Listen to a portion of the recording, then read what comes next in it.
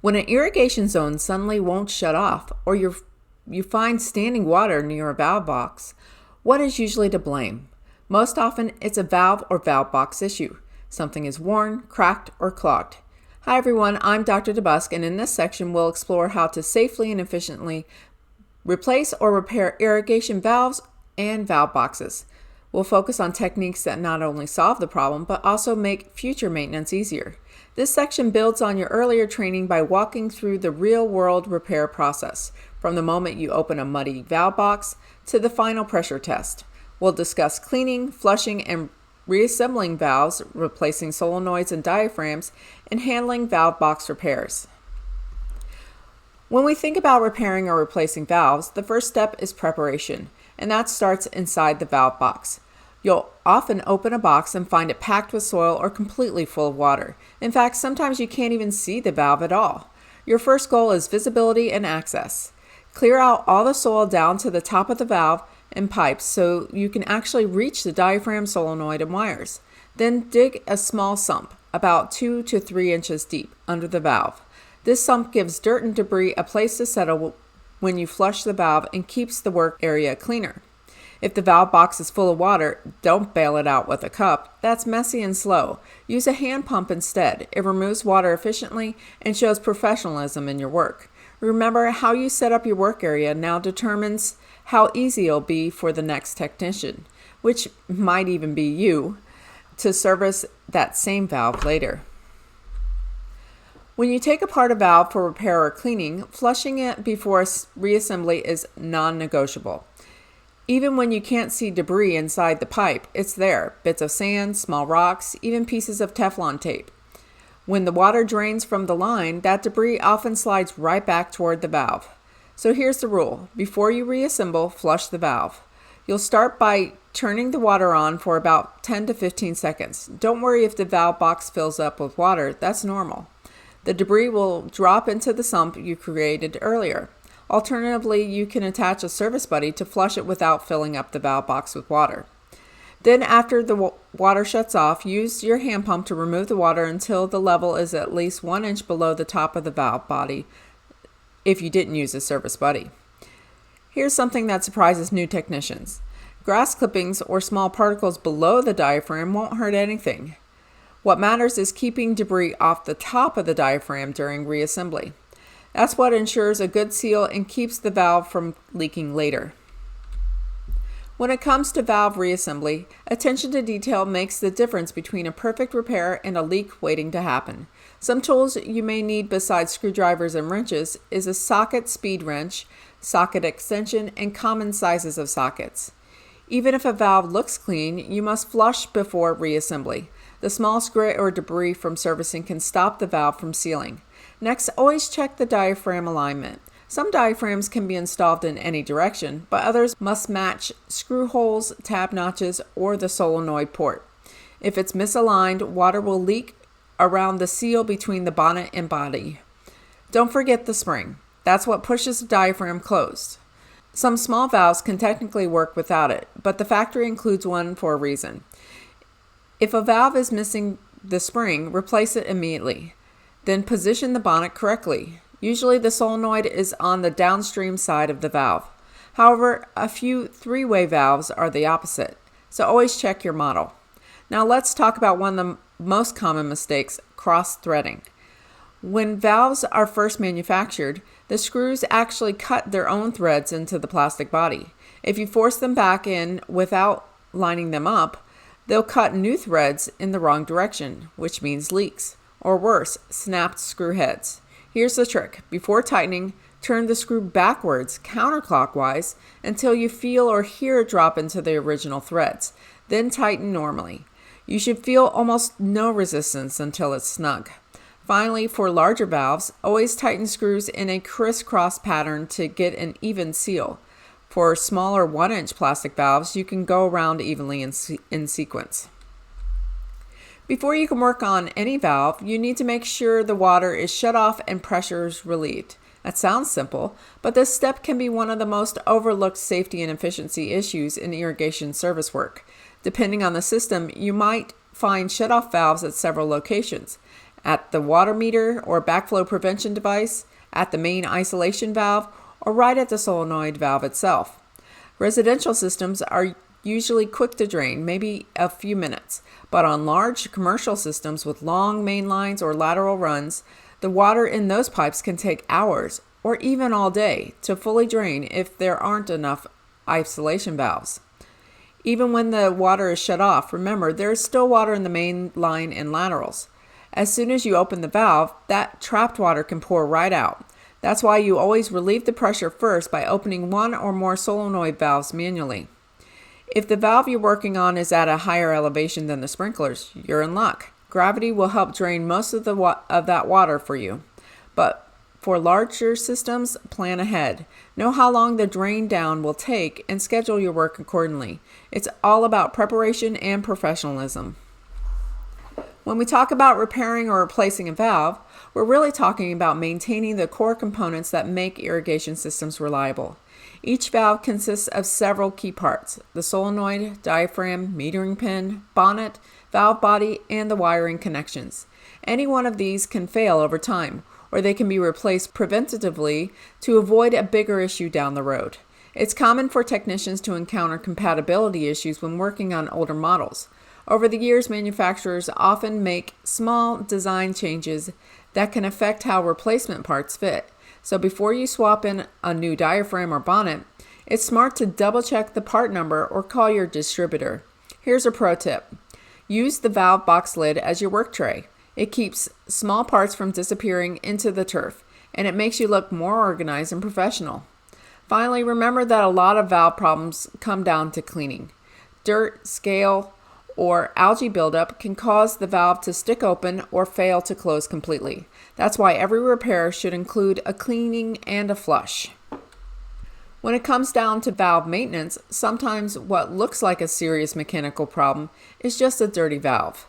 A valve that won't open or close properly often has a blockage in one of its internal flow paths, the tiny passages that allow water to move between the top and bottom of the diaphragm. Let's review. Light cleaning can be done without removing the bonnet, just clearing minor debris. Full cleaning, however, requires taking the valve apart. That means you'll need to remove the bonnet, diaphragm, and possibly the diaphragm support ring. Always flush before putting the valve back together, even if it looks clean. You can't see everything that's inside those ports. For cleaning the diaphragm ports, you can use a paper clip. It's small enough to clear the hole, but gentle enough not to damage the valve. Remember, never gouge or scrape the plastic.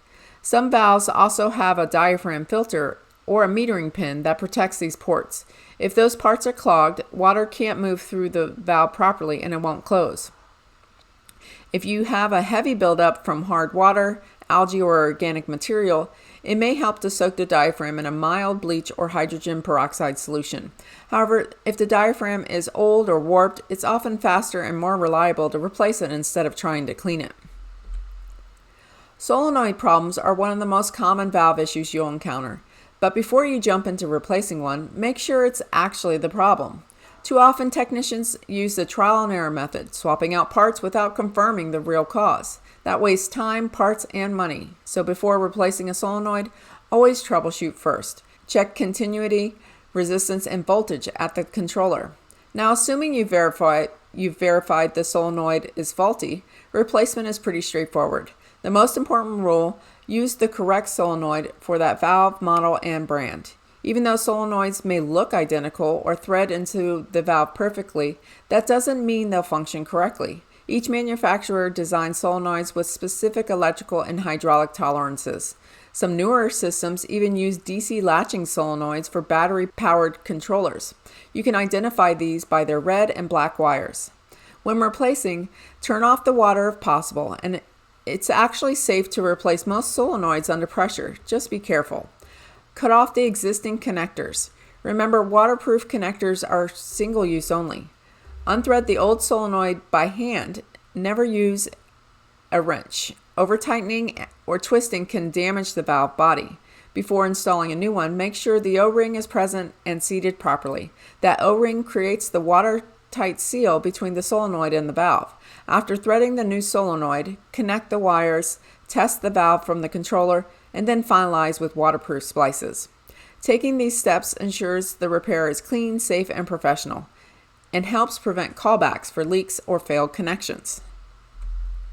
When a valve isn't closing properly or is leaking around the bonnet, the problem often lies with the diaphragm, the flexible rubber part that separates water pressure and controls valve opening. Replacing the diaphragm means taking the valve apart. So first, shut off the water supply and drain down any pressure. You don't want water rushing out when the bonnet is removed. Here's a technician's tip. When you replace a diaphragm, it's usually worth replacing the entire bonnet assembly, including the solenoid. That way, everything above the valve body is new: the diaphragm, spring, solenoid, and bonnet. This saves you time, gives the customer a more complete repair, and reduces liability if another part fails later. To replace a diaphragm, start by loosening the bonnet screws gradually to release any remaining pressure. Some valves keep the screws attached to the bonnet. That's normal. Pump out any remaining water from the box before lifting the bonnet to avoid losing small parts. Once you lift the bonnet, watch for the diaphragm spring. It's easy for it to drop into the valve box. If the diaphragm stays in the body, gently pry it up and inspect the seat surface with your fingernail. Small nicks or chips can cause weeping valves and leak even when closed. If the seat is damaged, the entire valve body may need replacement. Flush the valve before installing the new diaphragm to remove debris. When reinstalling, align the diaphragm and spring correctly. Tighten screws evenly and test operation. To remove trapped air, use the manual bleed screw or gently loosen the solenoid until you see a small trickle of water. That's a sign you're clearing air pockets that prevent closure. When you're servicing irrigation valves, two upper end components often need replacement: the metering pin and the bonnet. The metering pin moves through the diaphragm every time the valve opens or closes. Over years of use, this movement can wear out the diaphragm port or the pin itself. The usual symptom is a valve that doesn't open all the way, as if the flow control were turned down or pressure were low on that zone. If you're already replacing a diaphragm, especially if the valve is over 10 years old, go ahead and replace the metering pin too. On some models, the pin is molded right into the bonnet, so you'll replace the entire bonnet assembly instead. Now about the bonnet. You might replace it because it's cracked, frozen, or simply because it's good business to leave the customer with a fully rebuilt valve. The bonnet includes the solenoid mount and the diaphragm seal, so proper alignment and even screw tightening are critical. When working on older Hardy, Richdale, or Irrigation jar top valves, the new replacement bonnets have slightly different threads. If you try to tighten them onto the old bodies, they may not seal completely and will leak. The workaround is simple. Reuse the old style threaded bonnet ring to attach the new bonnet. That mix of parts gives you the updated bonnet while still sealing correctly. Always test your work when finished. Run the valve from the controller and check for leaks or weeping around the bonnet. Sometimes repairs go beyond replacing small parts, and you have to make the call to replace the entire valve, or at least the valve body. A valve body replacement is serious business. It means there's been physical damage that prevents the valve from sealing or operating properly. The most common causes are freeze damage, where ice expansion cracks the plastic, manufacturing defects, often visible as hairline cracks along the mold's knit line, over-tightened threaded fittings, or too much Teflon tape. Both can split the inlet or outlet threads. Chipped diaphragm seats, usually caused by a rock getting stuck or being forced closed with the flow control, or simply wear and tear from sandy water abrading the diaphragm seat over years of operation. Here's an important point. You should never replace a valve body as part of trial and error troubleshooting. It's expensive, time-consuming, and often unnecessary. Always verify the root cause before cutting pipe or pulling a valve. However, there are some situations where replacing the valve or cutting into the main line is the only option. For example, when there's a small obstruction in the main line that can't pass through the valve's fittings. In that case, you may have two choices.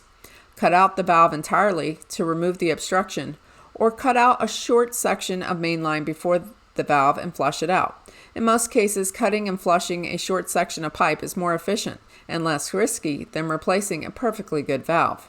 So remember, replacement should always be a last resort, used only when a valve body is structurally compromised or physically inaccessible for repair.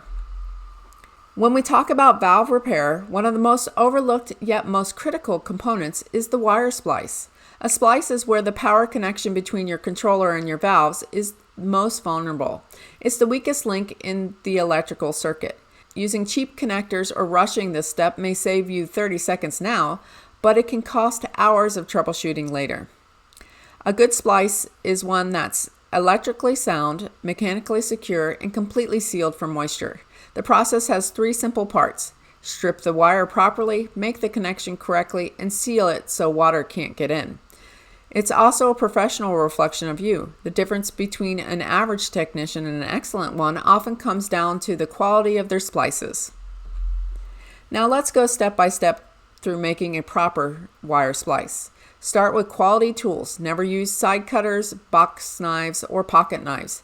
These can nick the wire, which weakens it and leads to breaks over time. Use the correct blade notch on your wire stripper for the wire gauge you're working with. Solid and stranded wire use different scales. For 14 gauge wire, strip about 1.5 inches of insulation and pull straight back without wiggling or angling the tool. Next, make the mechanical connection. Hold the wires at about a 60-degree angle and twist them tightly together to maximize surface contact. Trim the twisted end so it's just as long as the threads of your wire nut. When installing the wire nut, twist until you see a little sealant push out. That's a good sign it's sealing correctly. Then do a gentle tug test on each wire to ensure it's tight. Finally, if your connector uses a sealant-filled tube, push the nut into the tube until it bottoms out and snap the cap closed. Both catches must click.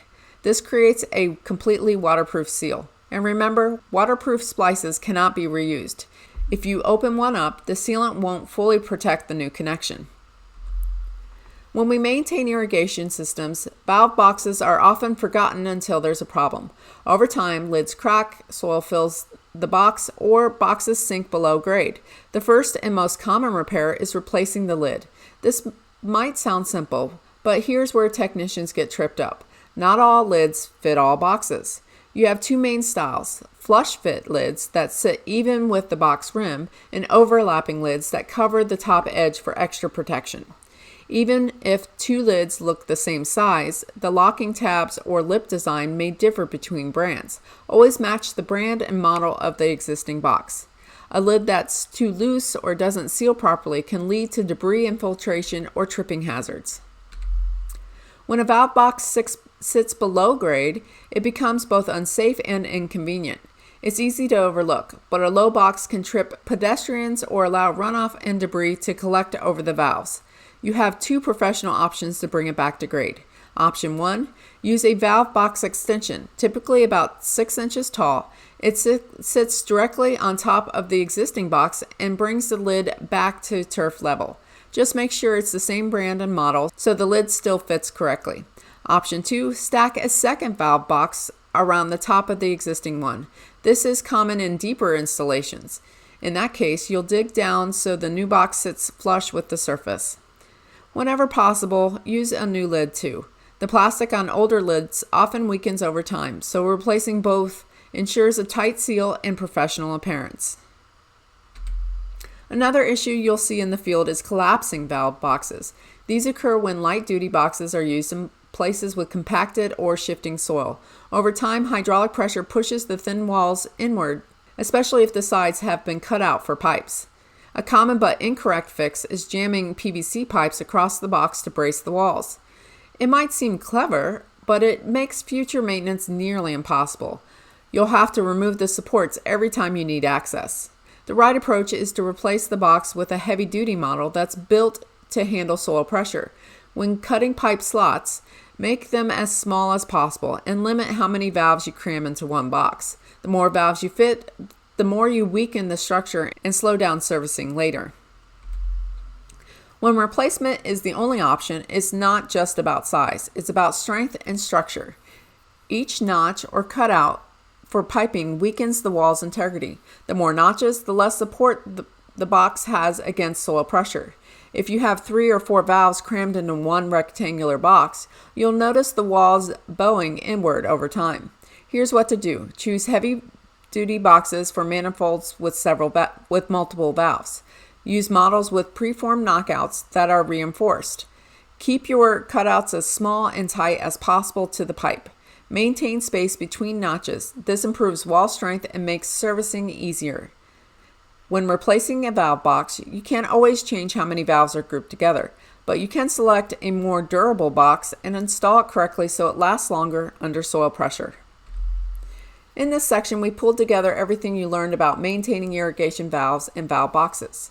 Start by preparing your workspace. Remove soil, drain the box, and flush the valve before reassembly. Always handle diaphragms, bonnets, and solenoids carefully, matching replacement parts by model. Use proper tools for wiring, make solid waterproof splices, and double check your connections. Don't forget the valve box. It protects your work. Keep lids secure, boxes level with grade, and use durable replacements. Finally, test your repairs and document everything. Clear records protect you, your company, and your clients.